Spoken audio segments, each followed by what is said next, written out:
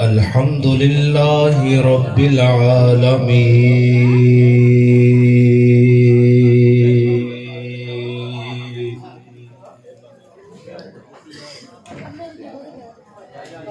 والعاقبة للمتقين والصلاة والسلام على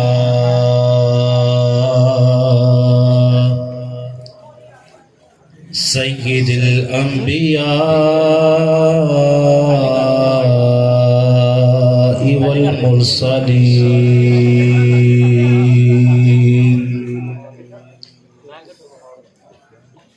وعلى آله وأصحابه وأزواجه وأولياء ملته أجمعين. أما بعد فأعوذ بالله من الشيطان الرجيم. بسم الله الرحمن الرحيم.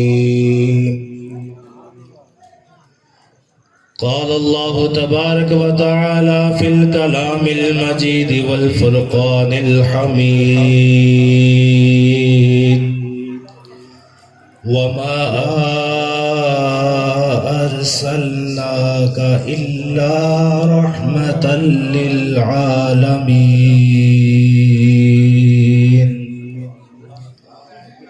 إن الله وملائكته يصلون على النبي يا أيها الذين آمنوا صلوا عليه وسلموا تسليما. الصلاة والسلام عليك يا سيدي يا رسول الله. الصلاة والسلام عليك يا سيدي يا حبيب الله.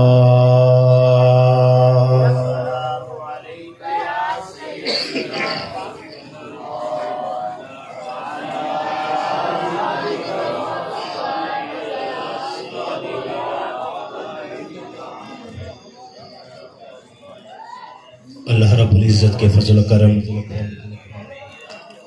اس کی رحمت، اس کی عنایت سے آج ہم خاص رات میں اللہ رب العزت کے محبوب کی تشریف آوری کی خوشی میں آج بیٹھے ہیں. اللہ رب العزت ہم سب کا آنا، بیٹھنا، قرآن پڑھنا، قرآن سننا اور اپنے محبوب کی آمد کی خوشیاں منانا اپنی بارگاہ میں قبول فرمائے.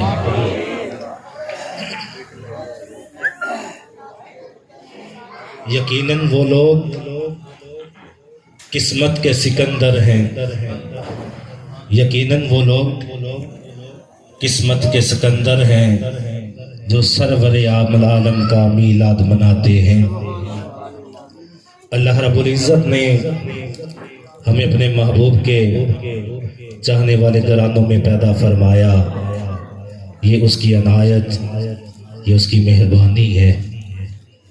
آپ یہاں سے اٹھ کر گلی سے باہر جائیں گے، کئی سوالات کرنے والے پوچھیں گے کہاں بیٹھے تھے، بتائیں گے جی محبوب کی محفل سجی تھی، میلاد کی آمد کی خوشی منا رہے تھے، وہاں بیٹھے تھے. سوال ہوگا بتاؤ جائز کہاں ہے؟ اللہ اکبر و کبیرہ. تمام تعریفیں اللہ کے لیے، سب بڑائیاں اسی کے لیے. کیسا انسان ہے، اپنے کپڑے خریدتا ہے، نہیں پوچھتا کہاں لکھا ہے، جائز ہے ناجائز ہے. گاڑی خریدتا ہے، نہیں پوچھتا کہاں لکھا ہے، جائز ہے ناجائز ہے. اپنے بچے کی شادی کرتا ہے، کروڑوں روپیہ خرچ کر دیتا ہے، نہیں پوچھتا جائز ہے ناجائز ہے، تو کیوں نہ ہم اللہ کا شکر ادا کریں کہ ہمارے روح کو سکون ملتا ہے تو محمد مصطفیٰ کی آمد کی خوشی منانے سے ملتا ہے۔ اللہ رب العزت ہم سب کو محبوب کریم صلی اللہ علیہ وسلم کی آمد کی خوشیاں منانے کی توفیق عطا فرمائے۔ ذرا میرے ساتھ مل کر پڑھیے گا، بڑا پنجابی سا کلام ہے۔ اللہ رب العزت ہم سب کی حاضری کو قبول فرمائے۔ شاعر نے بڑے ادب کے ساتھ اور بڑے محبوب کریم صلی اللہ علیہ وسلم کی نظر عنایت آپ کے وضحا والے چہرے، آپ کی واللیل والی زلفوں کو دیکھتے ہوئے وہ بڑا پیارا منظر کھینچا ہے۔ ذرا میرے ساتھ مل کر پڑھیں گے تو انشاءاللہ ذوق دوبالا ہوگا۔ من موڑ نبی من ٹھار نبی تیری ذات دیاں کیا باتاں نے، من موڑ نبی من ٹھار نبی تیری ذات دیاں کیا باتاں نے، جدوں بولے تے منہ وچوں پھل گر دے، جدوں بولے تے منہ وچوں پھل گر دے، تیری بات دیاں کیا باتاں نے، من موڑ نبی من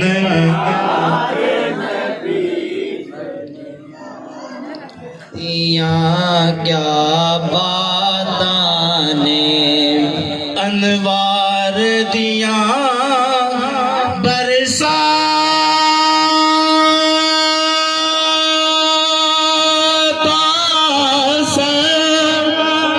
ایک دوجے نو کہندیاں راتاں سن، ایک دوجی نو کہندیاں راتاں سن، جس رات دے تڑکے آئے نبی، جس رات دے تڑکے آئے نبی، اس رات دیاں کیا باتاں نے، من موڑ نبی من ٹھار نبی تیری ذات دیاں کیا باتاں نے، جدوں بولے تے منہ وچوں پھول گر دے، تیری بات دیاں کیا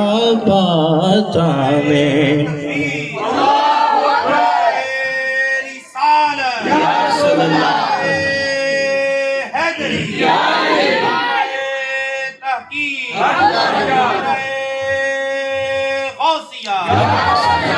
میلاد مصطفیٰ، آمد مصطفیٰ، چہرائے والضحا، آمد مصطفیٰ، چہرائے والضحا، آستانہ علی کو سیدہ شریف۔ اللہ رب العزت نے ہمیں اپنا وہ محبوب عطا فرمایا جس کی شان تمام انبیاء سے زیادہ، جس کے درجات تمام انبیاء سے زیادہ، جس کے معجزات تمام انبیاء سے زیادہ، جس کو وہ نبی بنا کر بھیجا کہ جب ان کی تشریف آوری کا حکم ہونا تھا تو انبیاء کو حکم ہوتا ہے اگر میرا محبوب تمہارے ہوتے ہوئے زمین میں تشریف لے آئے، میرا محبوب تمہارے ہوتے ہوئے اپنی نبوت کا اعلان فرما دے تو کسی نبی کو اپنی شریعت کی اعلان کرنے کی اجازت نہیں ہے۔ میرے محبوب کا بھی کلمہ پڑھنا ہے اور ان کے کلمہ پڑھنے والوں کی مدد بھی کرنی ہے۔ ایسا محبوب، ایسا سید الانبیاء ہمیں عطا فرمایا ہے۔ ہم تو اگر اس ایک چیز کا شکر ادا کرنا چاہیں تو ہم شکر ادا نہیں کر سکتے ہیں۔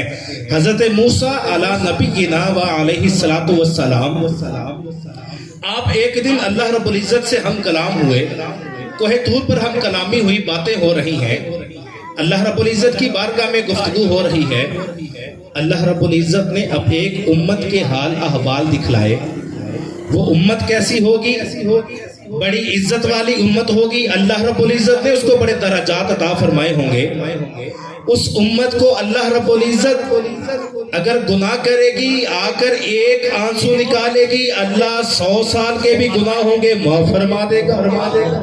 اللہ رب العزت کا ذکر کرے گی، اللہ رب العزت کے محبوب سے محبت کرے گی، اللہ رب العزت کی ذکر کی مجلسوں کو، محفلوں کو سجایا کرے گی.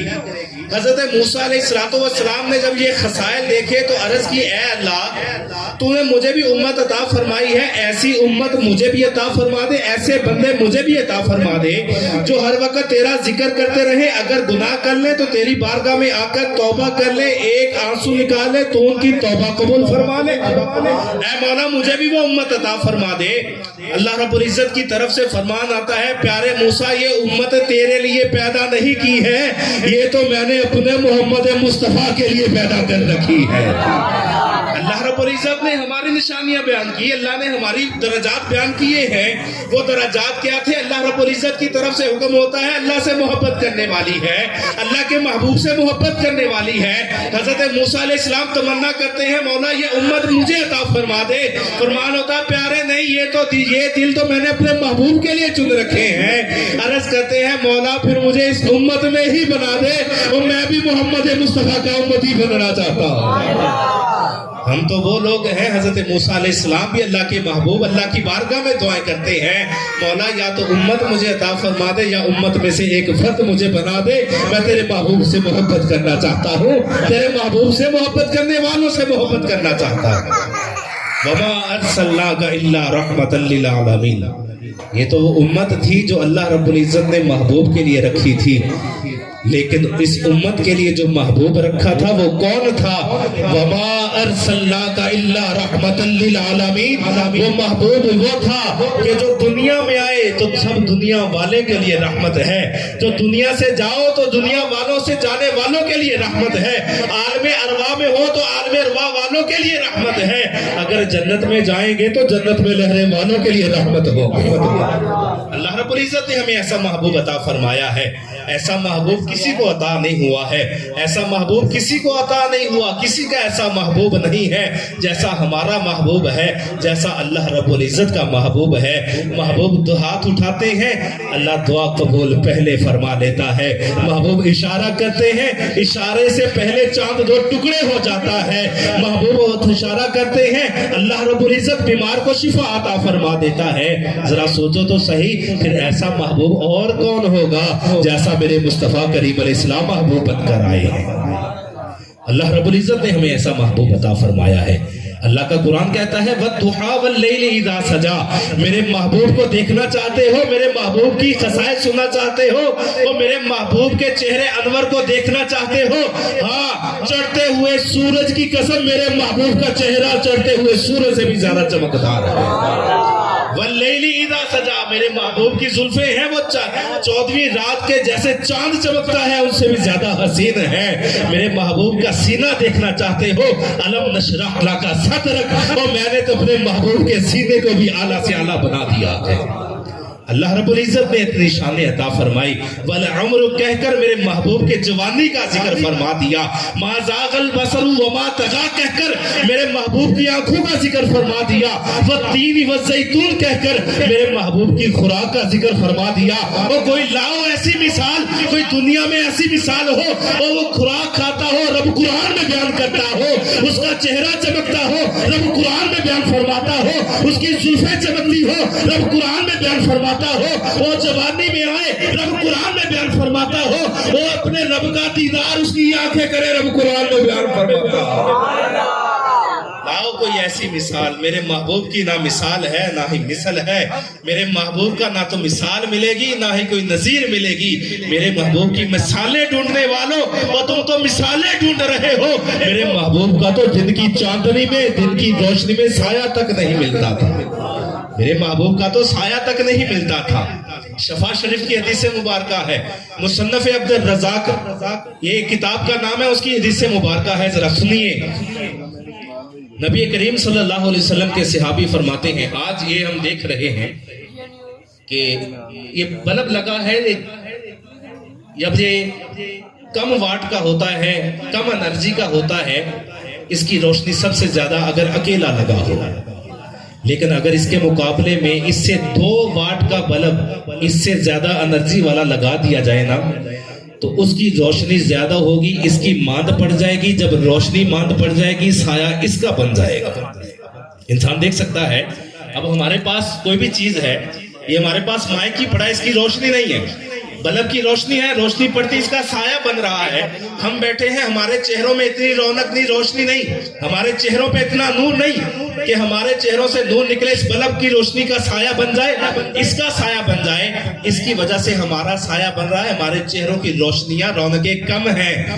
اب محبوب کریم صلی اللہ علیہ وسلم کا سایہ ڈھونڈنے والوں، آؤ تمہیں بتاتا ہوں میرے محبوب کا سایہ کیوں نہیں تھا۔ صحابہ کرام تشریف فرما ہے، عرض کرتے ہیں، آپس میں گفتگو کر رہے ہیں، شفا شریف کی حدیث سے بارگاہ ہے، جا کر پڑھ سکتے ہیں۔ محبوب کریم صلی اللہ علیہ وسلم کے صحابی فرماتے ہیں، میرے محبوب کا سایہ ڈھونڈنے والوں سنو، جو کہتے ہیں ہمارے نبی کا سایہ زمین پر پڑتا تھا، ذرا سنیے محبوب کریم صلی اللہ علیہ وسلم کے صحابہ کیا فرماتے ہیں، کہتے ہیں یا رسول اللہ صلی اللہ علیہ وسلم، ہم 14ویں رات کی چاند ایک دن آپ کو دیکھ رہے تھے، ادھر سورج، ادھر چاند چمک رہا تھا، 14ویں رات کا چاند تھا، پورا چمک رہا تھا، ادھر محبوب کریم صلی اللہ علیہ وسلم کا چہرہ چمک رہا تھا، ہم ایک مرتبہ محبوب کے چہرے کو دیکھتے تھے، ایک مرتبہ 14ویں رات کے چاند کو دیکھتے تھے، اور دیکھتے تھے روشنی کس کی زیادہ ہے، ہماری آنکھوں نے فیصلہ کیا، ہمارے دلوں نے فیصلہ دے دیا، اور محبوب کے غلاموں، محبوب کے چہرے کو دیکھنے والوں، اور چاند کی روشنی کو دیکھنے والوں، اور ذرا محبوب کے چہرے کو دیکھو، محبوب کا چہرہ 14ویں رات کی چاند سے زیادہ چمک رہا ہے۔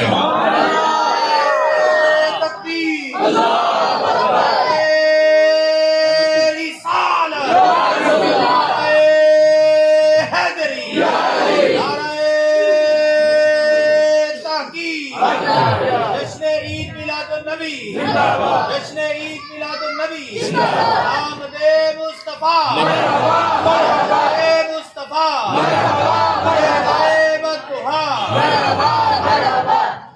میرے محبوب کریم صلی اللہ علیہ وسلم کا چہرہ مبارک ایسا نہیں تھا، میرے محبوب کا چہرہ جو تھا وہ 14ویں کے رات سے زیادہ چمکنے والا تھا۔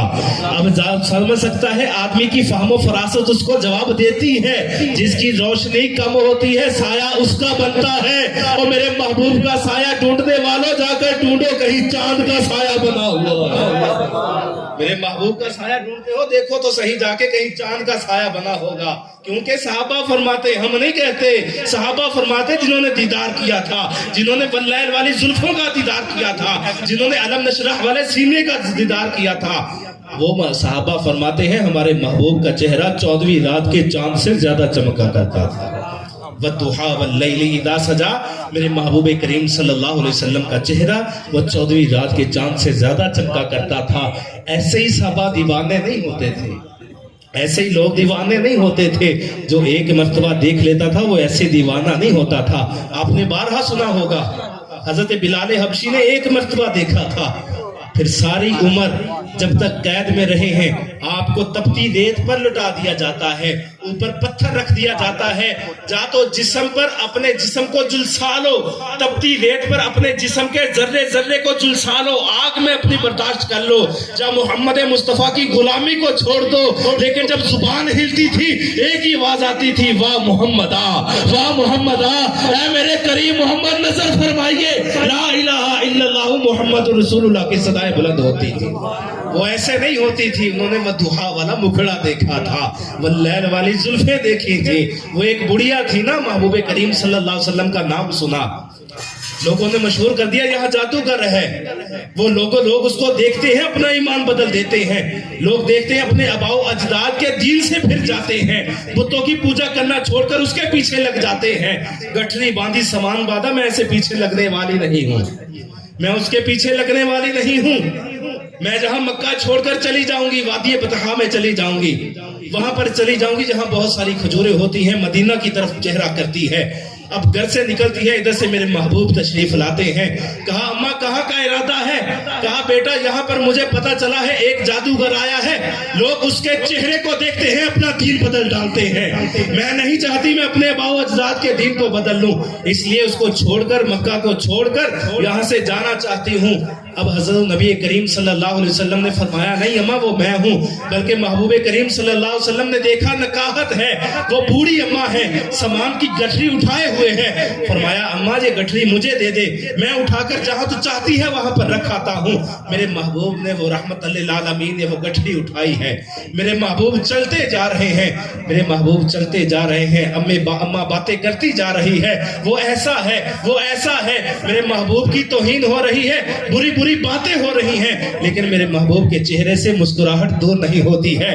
کیسا رحمت للعالمین ہے, کیسا نبی ہے, آج ہمیں کوئی کہہ کر دکھائے ہم تو اس کے پیچھے اپنی گندے نکال لیتے ہیں. وہ رحمت للعالمین کیسا ہے, لوگ برا بھلا کہتے ہیں لیکن دعا کے لیے ہاتھ اٹھ جاتے ہیں, لوگ کچھ کہتے گالیاں دیتے ہیں دعا کے لیے ہاتھ اٹھاتے ہیں, لوگ برا بھلا کہتے ہیں آگے سے دعائیں ملتی ہیں. میرے محبوب کریم صلی اللہ علیہ وسلم چہرے پر مسکراہٹ ہے, خاموشی سے سنتے سنتے جا رہے ہیں. اماں کہتی ہے اے میرے بیٹے آج تو نے میرا دل خوش کر دیا ہے, میں وادی بطحا میں جاؤں گی, جا کر جہاں پر اس کا ذکر کروں گی, برائی کے ساتھ اس کا ذکر کروں گی کہ وہ جادوگر ایسا ہے, جادو ایسا کرتا ہے, جو اس کے چہرے کو دیکھتا ہے اسی کا ہو کر رہ جاتا ہے, اپنے دین سے پھر جاتا ہے. بیٹا میں اکیلا برائی کا ذکر نہیں کروں گی, میں مکہ کے شہزادوں کی اچھائیوں کا ذکر بھی کرنا چاہتی ہوں. بیٹا ذرا یہ تو بتا تو کون ہے, میں تیرا ذکر کرنا چاہتی ہوں کہ میرے بیٹے نے آج میرا سامان اپنے سر پر اٹھا کر مجھے جہاں جانا تھا میری منزل تک پہنچایا ہے,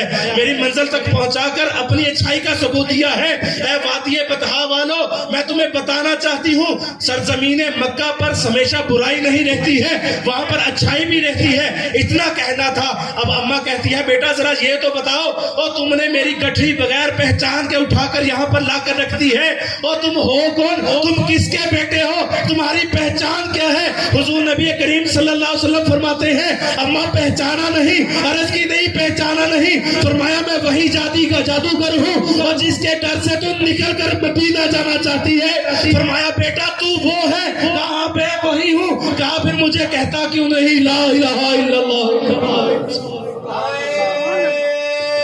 تکبیر اللہ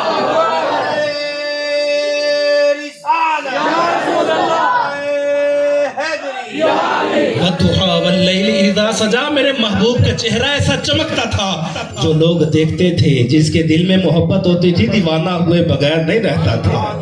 وہ ایک ایس نامی بندہ تھا, میں بیان کرنا چاہتا ہوں, ایس نامی بندہ تھا, راہب جسے کہتے ہیں, عیسائی مذہب کا ماننے والا جس نے انجیل تورات زبور پڑھی ہو اسے راہب کہتے ہیں.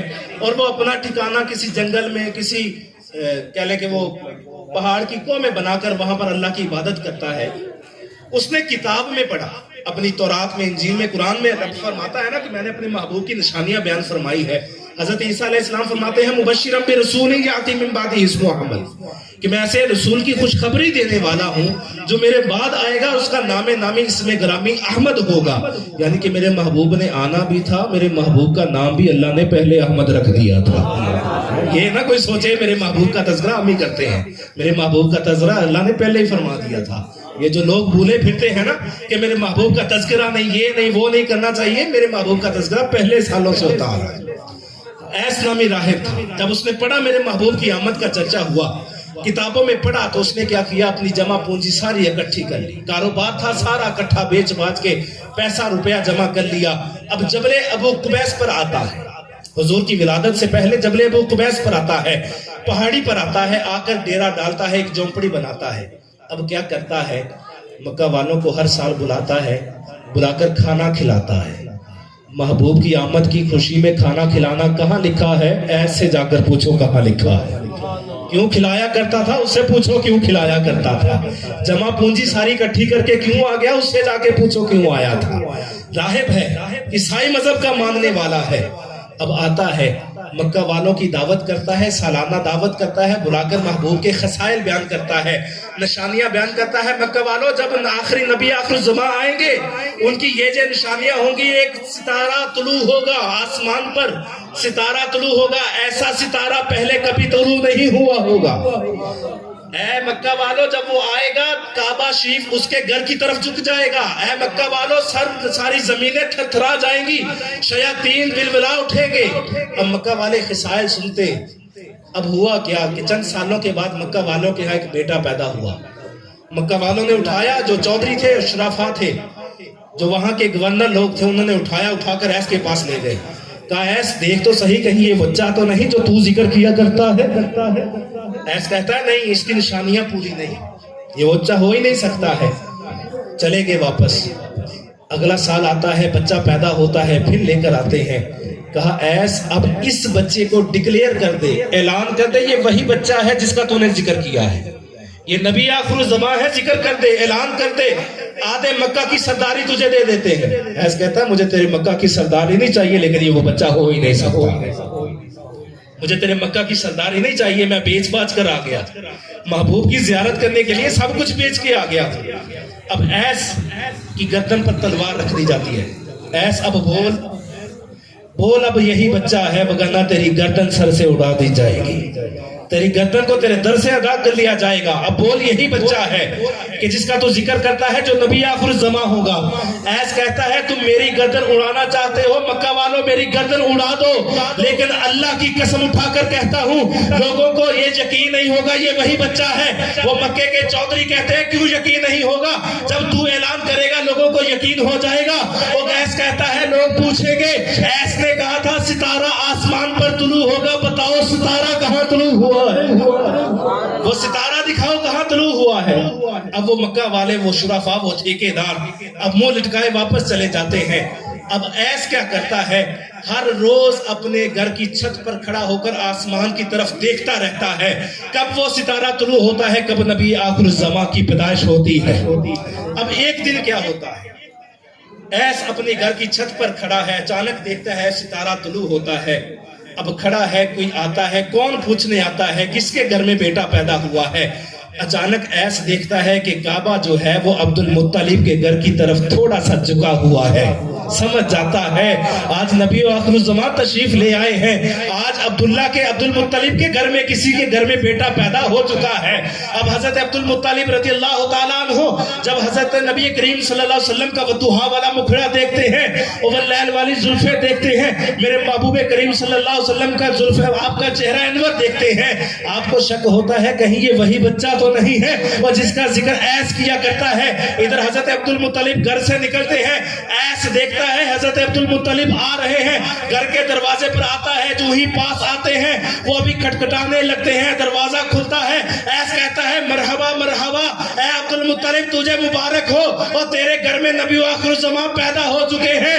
وہ عبد المطلب کہتے ہیں ایس تجھے کیسے پتا چل گیا؟ اور میرے گھر میں بیٹا پیدا ہوا ہے، اور وہ بیٹا بھی عام نہیں ہے، اور نبی آخر الزمان ہے۔ ایس کہتا ہے میں نے اپنی کتابوں میں پڑھا تھا جب نبی آئیں گے ستارہ طلوع ہوگا، اللہ کی قسم رات میں نے ستارے کو طلوع ہوتے دیکھ لیا۔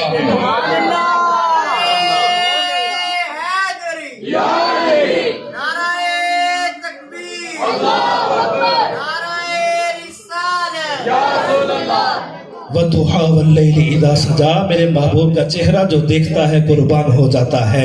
اللہ رب العزت ہم سب کو ہمیشہ ہی محبوب کریم صلی اللہ علیہ وسلم سے محبت کرنے والے گھرانوں میں رکھے، اور ہماری اولاد کو بھی حضور سے محبت کرنے کی توفیق عطا فرمائے۔